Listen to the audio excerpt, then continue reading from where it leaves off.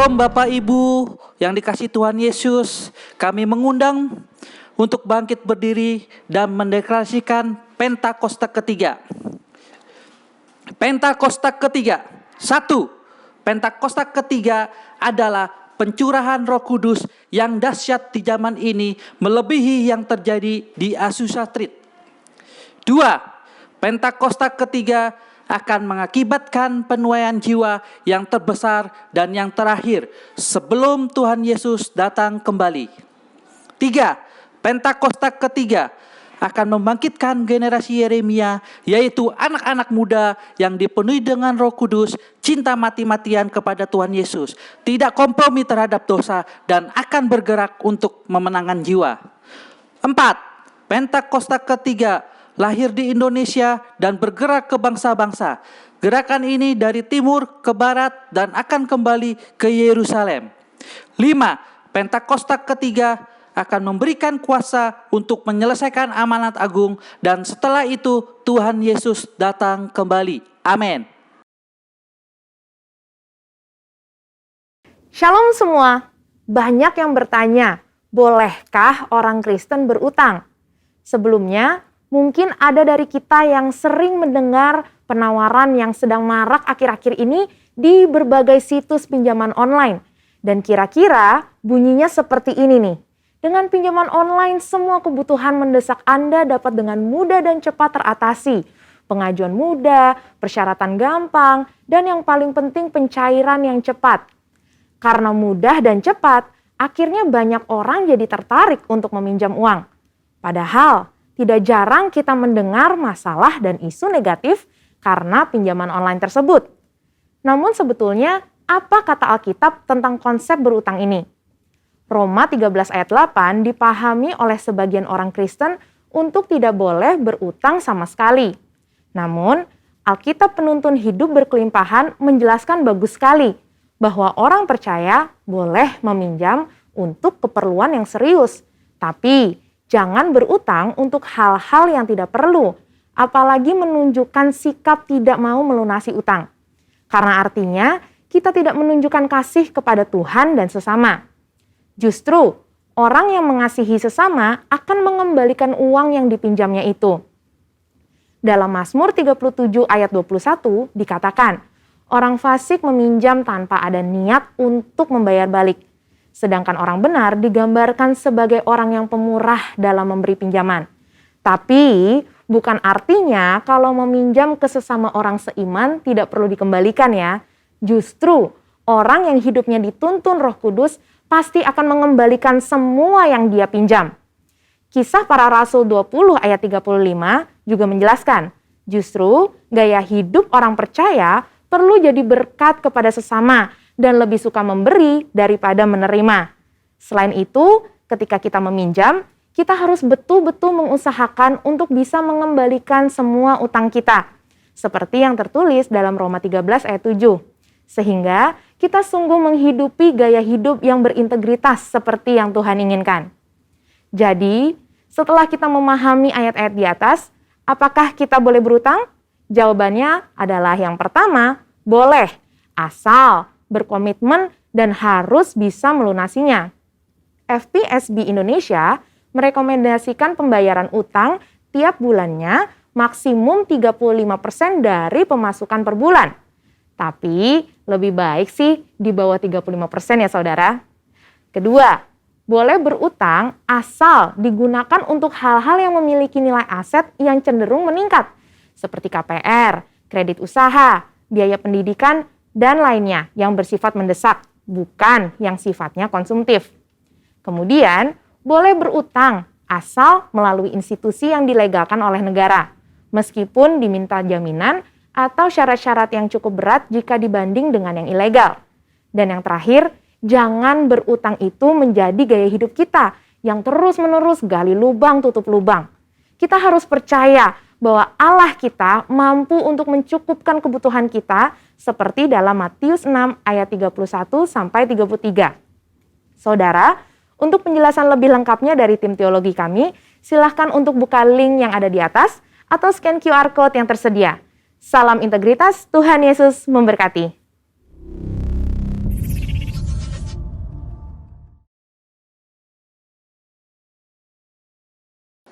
Haleluya.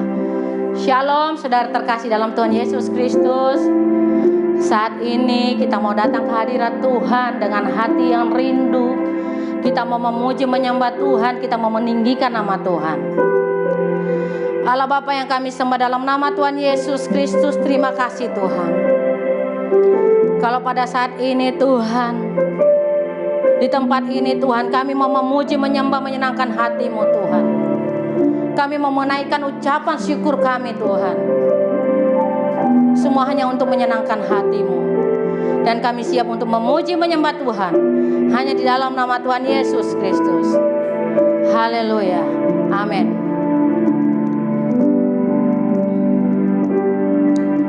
Dengan segenap hati dan jiwaku,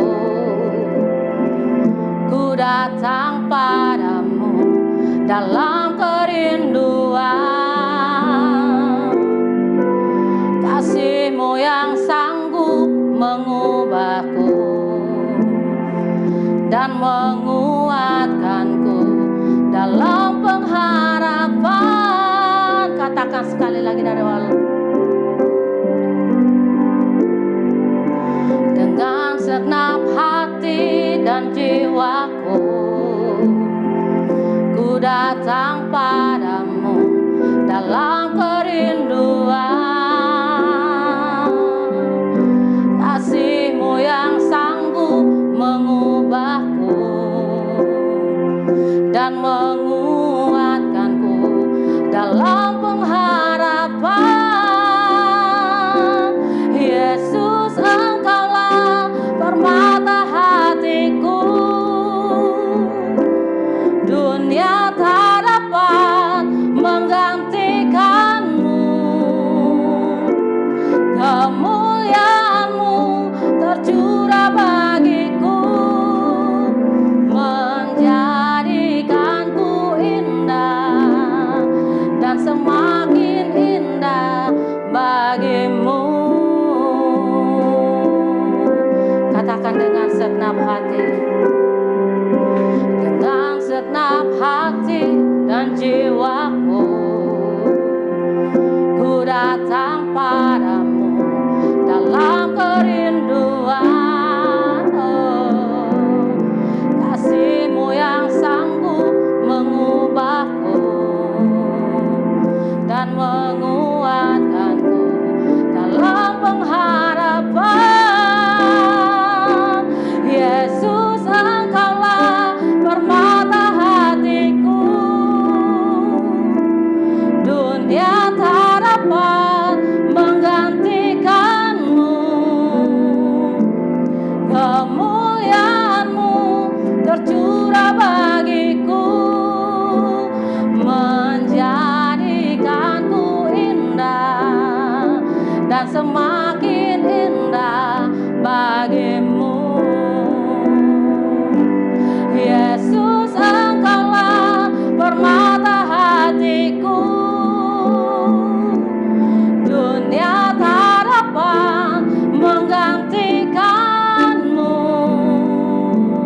Kemuliaan-Mu tercurah bagiku, menjadikanku indah dan semakin indah bagi-Mu.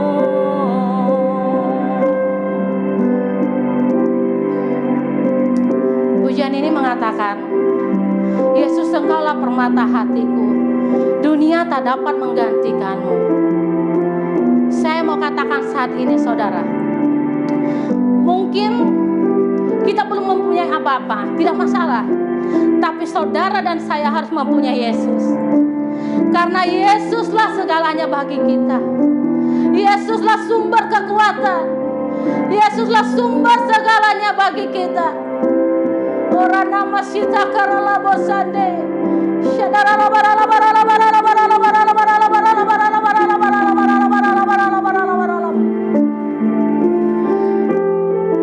Kalau saat ini engkau sedang rindu bersama Tuhan, naikkan pujian. Katakan, Engkau yang terbaik Tuhan, Engkau yang terindah. Oh Jesus.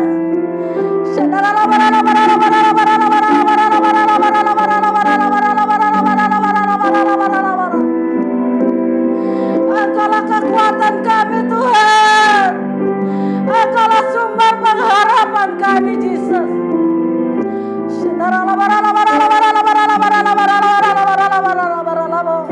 Kami boleh tidak mempunyai apa-apa, tapi kami harus mempunyai Jesus. Karena hanya Yesus yang sanggup menyelamatkan kami. Karena hanya Yesus yang sanggup memberikan jalan keluar. Oh Jesus, naikkan pujian. Katakan Engkau yang terbaik Tuhan. Engkau yang terindah. Engkau yang terhebat. Tidak ada orang yang seperti Engkau Jesus. Oh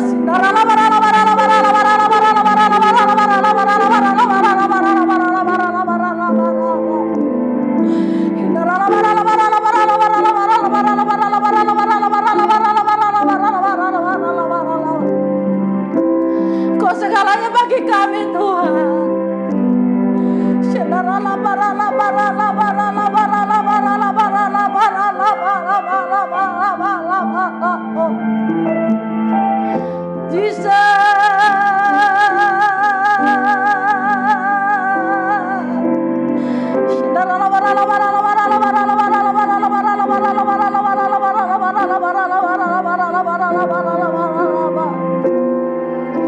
Kami bangga Tuhan memiliki Allah seperti Engkau.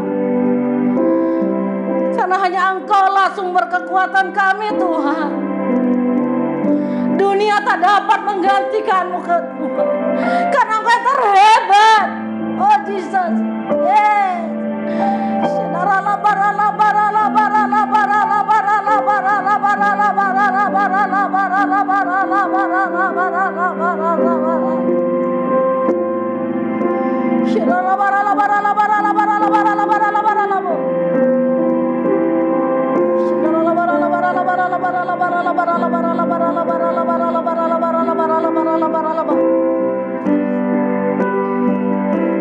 Yesus, Engkaulah permata hatiku.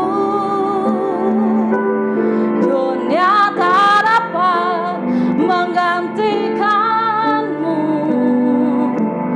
Kemuliaan-Mu tercurah bagiku, menjadikanku indah dan semakin indah bagimu. Katakan Yesus, Engkaulah pengharapan. Yesus, Engkaulah permata hatiku. Dunia tak dapat menggantikan-Mu.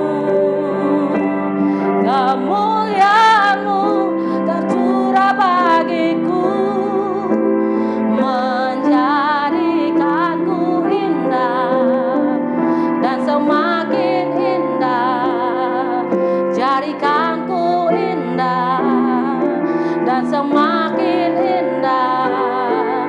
Jadikanku indah dan semakin indah bagimu.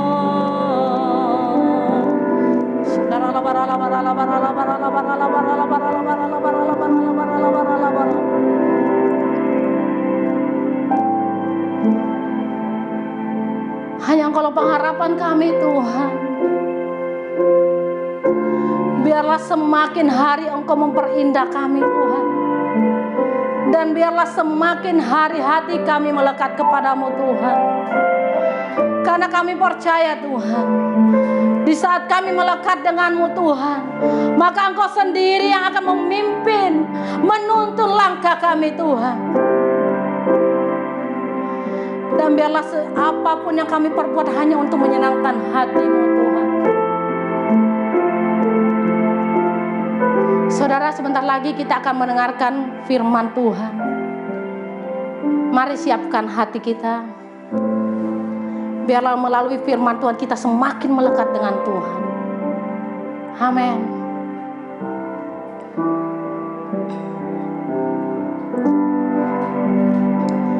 Lekatkan hatiku, melekat dengan hati-Mu. Tetapkan langkahku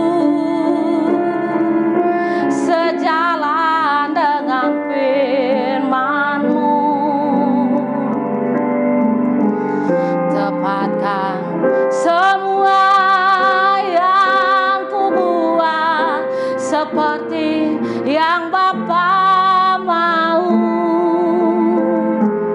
Datanglah kerajaanmu, jadilah kehendak-Mu di bumi seperti di surga.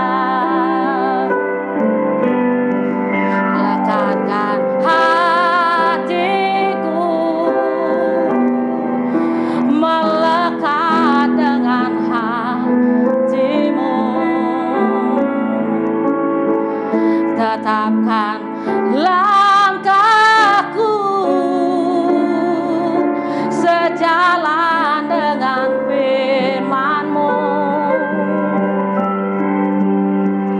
Tepatkan semua yang kubuat seperti yang Bapa mau. Datanglah kerajaan-Mu, jadilah kehendak-Mu di bumi seperti di surga. Katakan sekali lagi, lekatkan. Lekatkan hatiku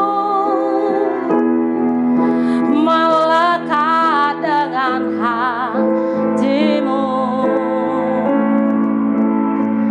Tetapkan langkahku sejalan dengan firman-Mu. Tepatkan semua yang kubuat seperti yang Bapa mau. Datanglah kerajaan-Mu, jadilah kehendak-Mu di bumi seperti di surga. Datanglah kerajaan-Mu, jadilah kehendak-Mu. Datanglah kerajaan-Mu, jadilah kehendak-Mu. Datanglah kerajaan-Mu, jadilah kehendak-Mu di bumi seperti di surga.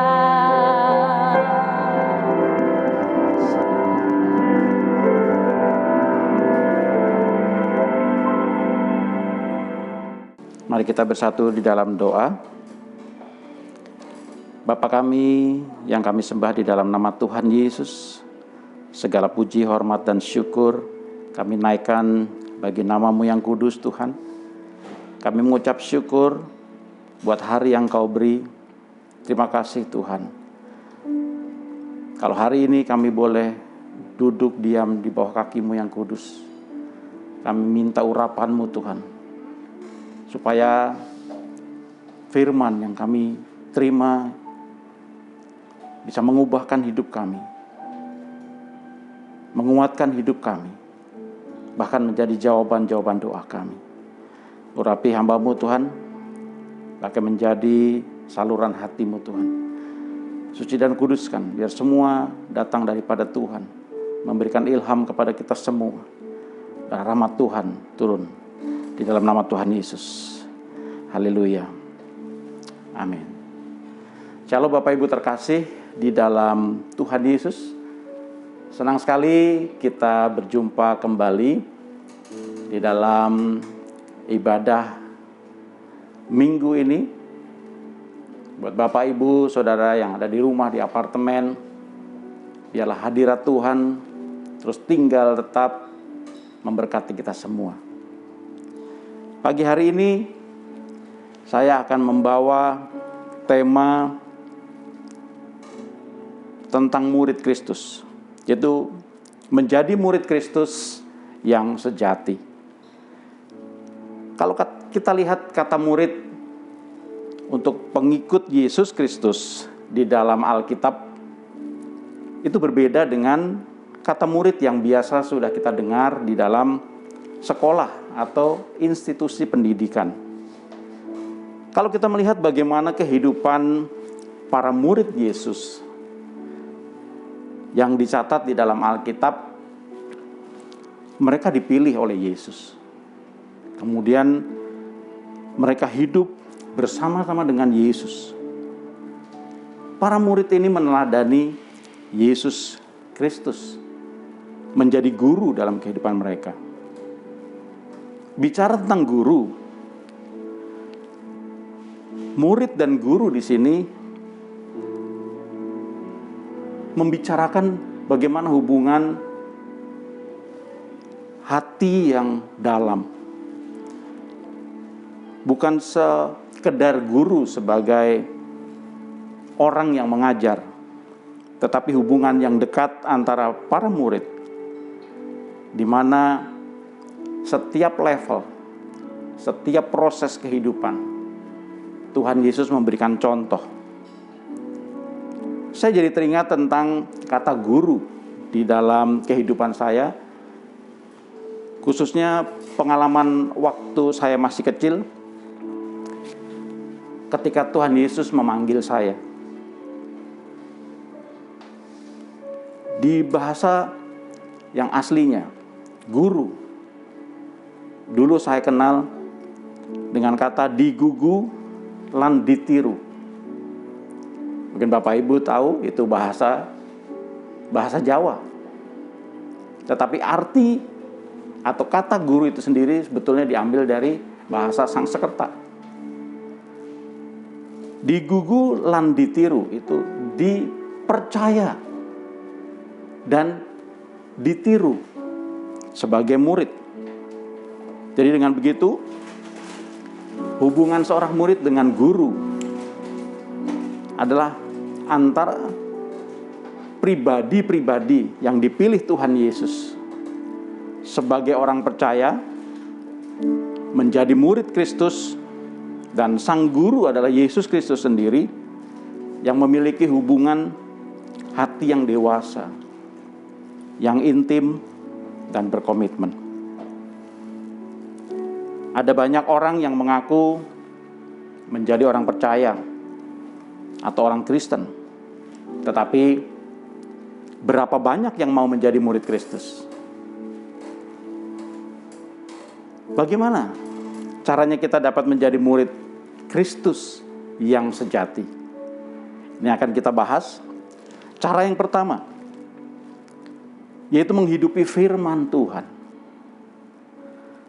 Di dalam Yohanes 8 ayat 31, maka katanya kepada orang-orang Yahudi yang percaya kepadanya, "Jikalau kamu tetap di dalam firman-Ku, kamu benar-benar adalah murid-Ku." Firman Tuhan katakan, kalau saudara dan saya tetap diam di dalam firman-Ku, kata Yesus. Artinya apa? Kita tinggal, kita diam. Dwell in His presence. Tinggal di dalam hadirat Tuhan. Sebagai apa? Sebagai para murid. Seperti para murid waktu Tuhan Yesus dulu masih hidup melayani. Kita melakukan apa yang dikatakannya. Bukan hanya sebagai pendengar saja, tetapi Tuhan rindu kita menjadi pelaku-pelaku firman-Nya. Setiap firman yang dibagikan, atau setiap firman yang kita baca, bahkan kita renungkan, janjinya apa? Kita bisa mendapatkan rema dari firman itu.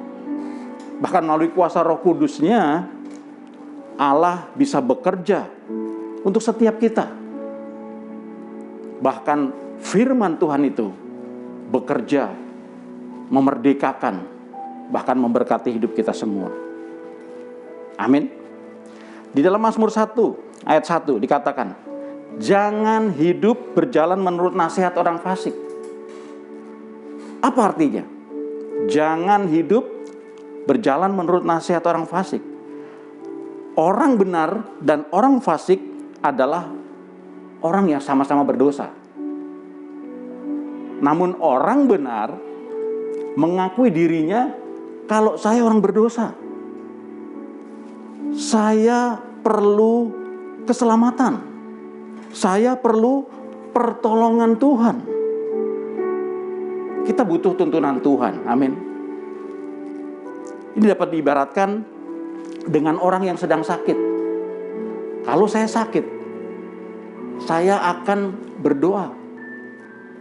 Mungkin kalau saya tidak kuat, tidak tahan, saya akan minum obat. Kalau saya tidak bisa sembuh dengan penyakit saya akan mencari dokter atau orang yang ahli di dalam bidangnya. Untuk apa? Supaya saya bisa sembuh. Kita bisa datang kepada Tuhan minta kesembuhan. Kita juga berhikmat minta petunjuk para ahli. Namun sebaliknya kalau orang fasik. Orang fasik itu seperti orang sakit yang merasa sehat.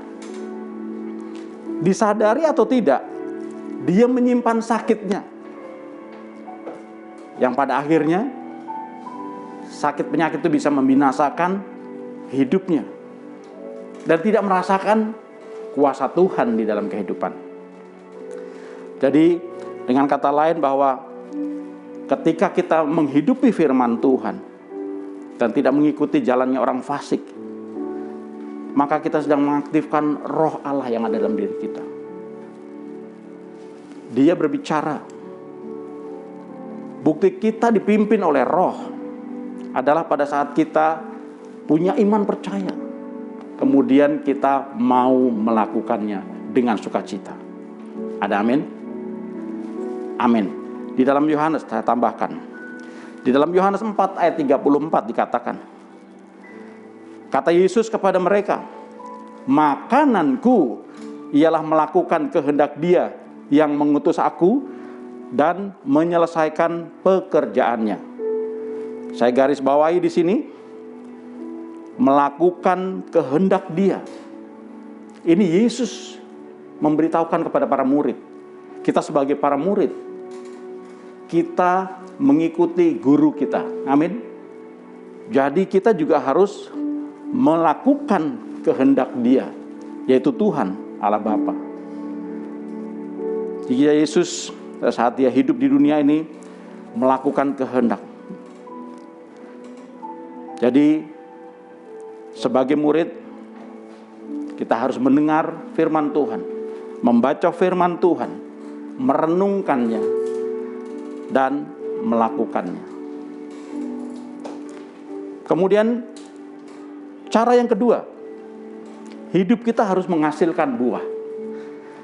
Saya ambil dari Yohanes 15 ayat 8. Dalam hal inilah Bapakku dipermuliakan, yaitu jika kamu berbuah banyak dan dengan demikian kamu adalah murid-muridku.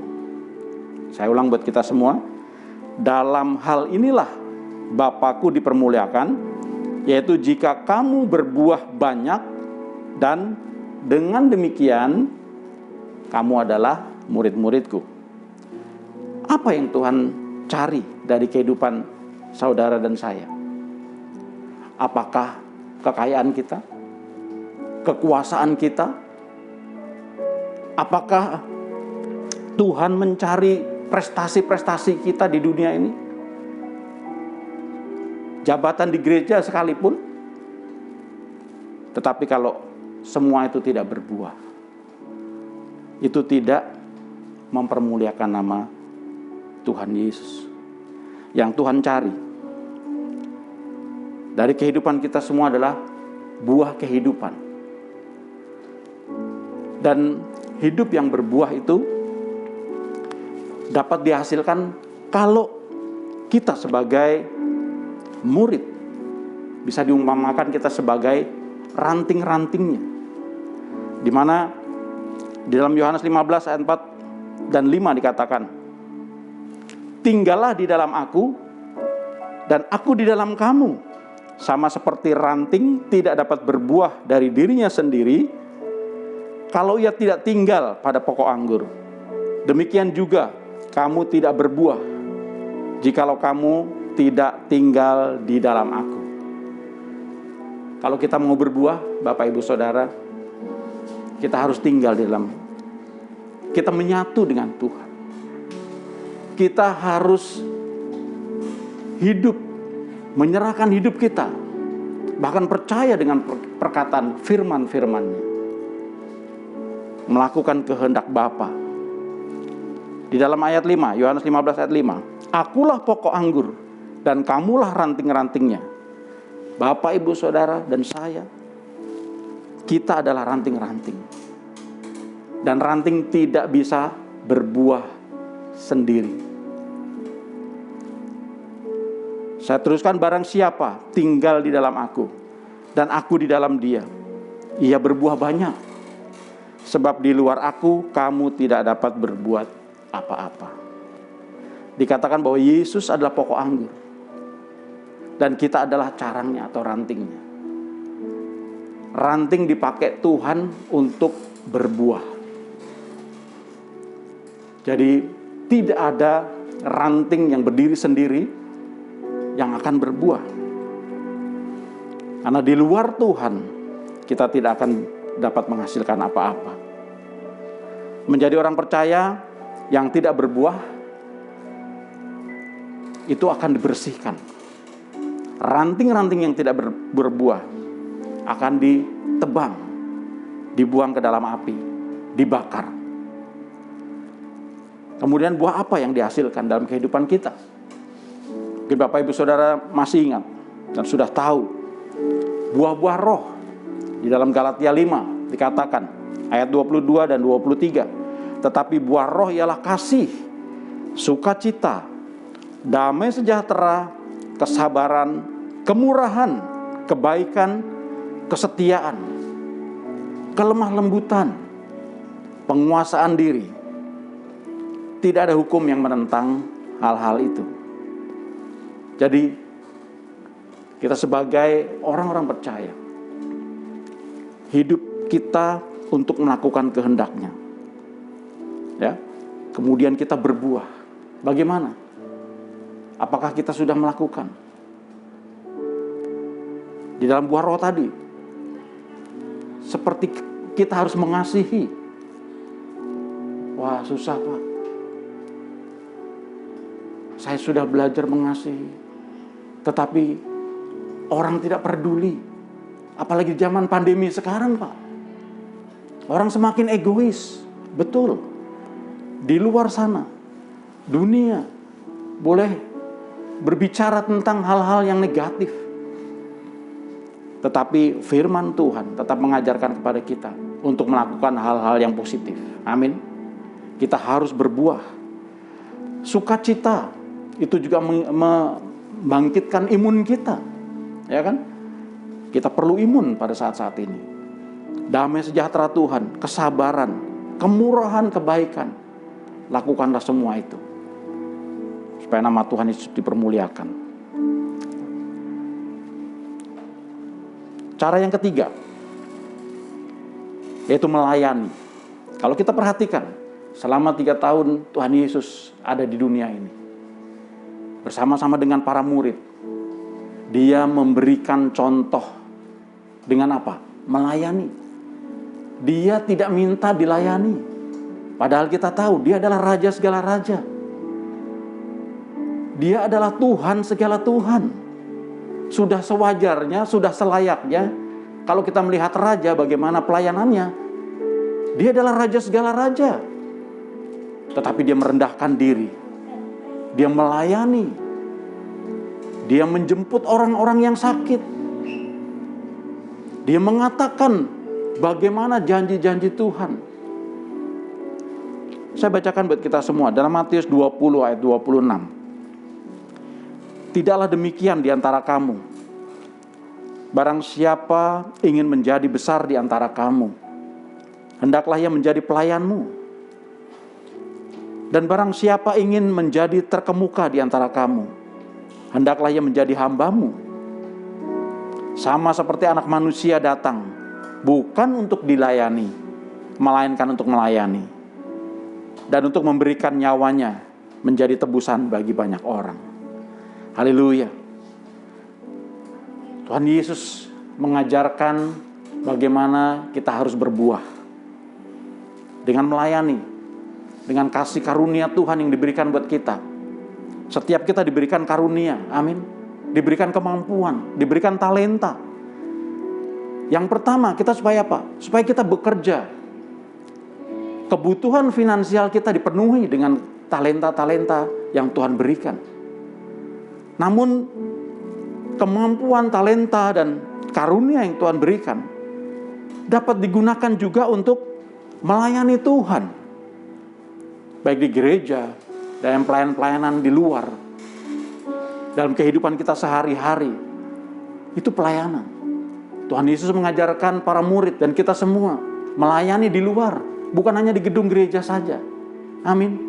Bagaimana dia melayani orang sakit, bagaimana dia mendatangi orang sakit, berdoa untuk mereka. Apa yang Tuhan taruh di dalam hati Bapak Ibu Saudara, lakukan itu. Semua untuk kemuliaan nama Tuhan. Amin. Bisa saya ambil beberapa. Petrus dipilih Yesus. Dia dari seorang nelayan, tapi dipakai luar biasa. Saulus dipilih dan dipanggil Tuhan juga. Dari orang yang berbahaya, boleh dibilang berbahaya, karena membunuh banyak orang-orang percaya. Tetapi dia menjadi Paulus, menggantikan murid Yesus yang gagal fokus. Siapa? Yudas Iskariot. Para murid Tuhan Yesus bukan semuanya berhasil, tetapi ada yang tidak berhasil. Itu menunjukkan pada apa? Kehidupan kita sama. Banyak orang-orang yang dipilih, tetapi banyak juga orang yang tidak melakukan kehendak Tuhan. Sebagai penutup, sekali lagi kekristenan itu bicara tentang hubungan hati yang bertumbuh, berkembang, bahkan berbuah-buah. Untuk menjadi murid Kristus, mari mulai hidup berintegritas. Orang percaya harus tertanam di gereja lokal. Supaya apa? Kita harus tertanam. Supaya kita berakar. Pada saat kita bertumbuh, akar kita kuat. Supaya kita dapat menghasilkan buah nantinya. Tertanam dalam ibadah, di dalam kul, mendukung visi dan misi gembala, mengikuti pemuritan dari Kom 100, 200, dan 300. Pasti Tuhan akan memberikan kita pertumbuhan. Yang kedua, tadi dikatakan bahwa kita semua harus berbuah. Berbuah, kemudian kita harus melayani. Saudara, semua yang ada pada kita adalah dari Tuhan.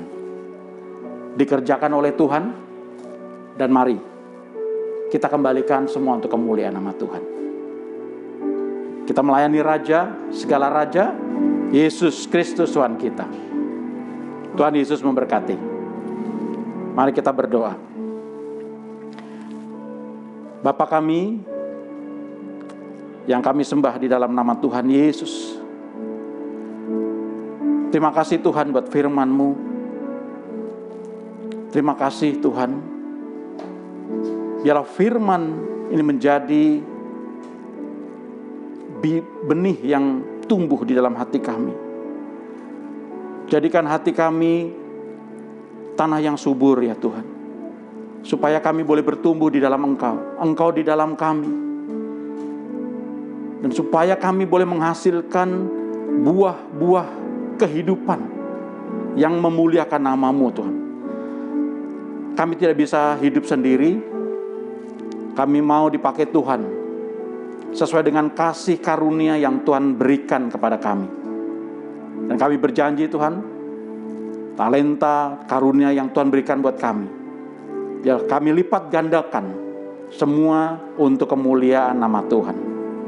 Terima kasih Bapa. Terima kasih Tuhan Yesus. Hamba-Mu sudah selesai berbicara.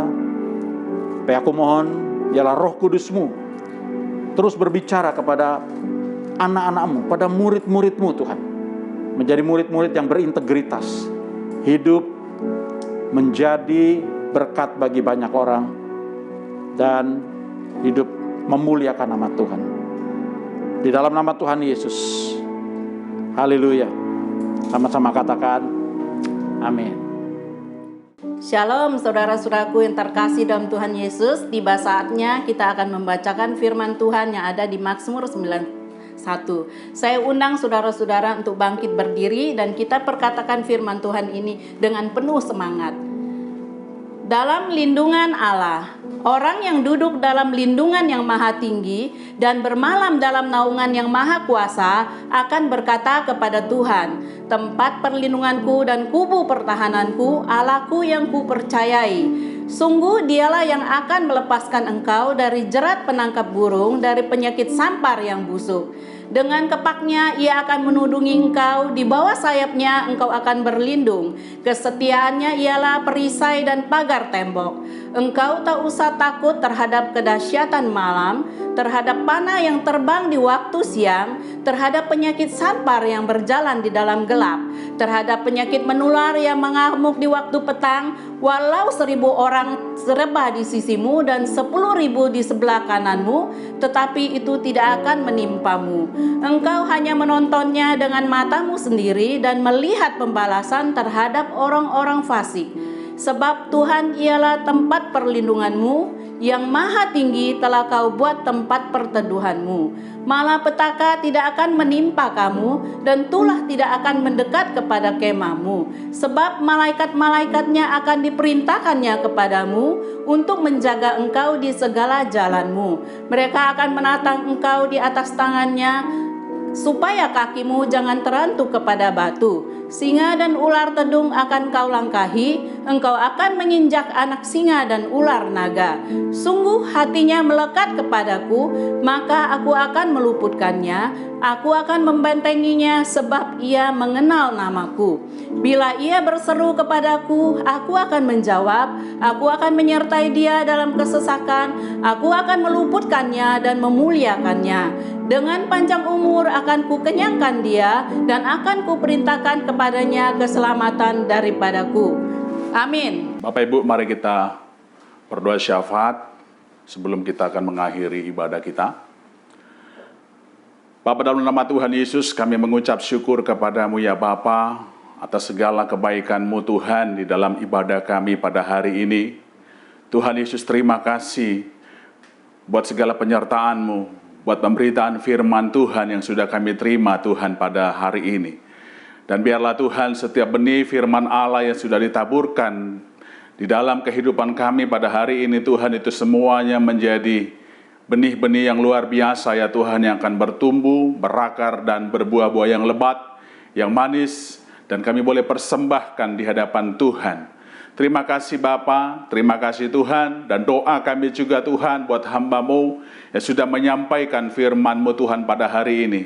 Kiranya terus Tuhan penyertaan-Mu Tuhan Yesus, kebaikan-Mu Tuhan, pengurapan-Mu ya Bapa di surga senantiasa Kau nyatakan bagi hamba-Mu di dalam nama Tuhan Yesus. Terima kasih Bapa, terima kasih Tuhan. Dan dalam kesempatan yang baik ini juga ya Tuhan, kami mau berdoa buat bangsa dan negara kami ya Tuhan yang kami kasihi ini Tuhan Yesus. Hari-hari ini Tuhan masih mengizinkan bangsa kami menghadapi pandemi COVID-19 ya Tuhan. Doa kami ya Bapa di tengah-tengah pandemi ini Tuhan, berikan terus Tuhan kekuatan dan penyertaan bagi bangsa kami, bagi negara kami Tuhan Yesus. Dan kami berdoa berseru-seru kepada Tuhan, Bapa pulihkan bangsa kami, Bapa berkati bangsa kami ya Tuhan Yesus. Di tengah-tengah pandemi ini Tuhan Yesus, kami membutuhkan Engkau ya Bapa di dalam nama Tuhan Yesus. Dan jadikan Tuhan bangsa kami Indonesia ini Tuhan menjadi Indonesia yang baru di hadapan Tuhan.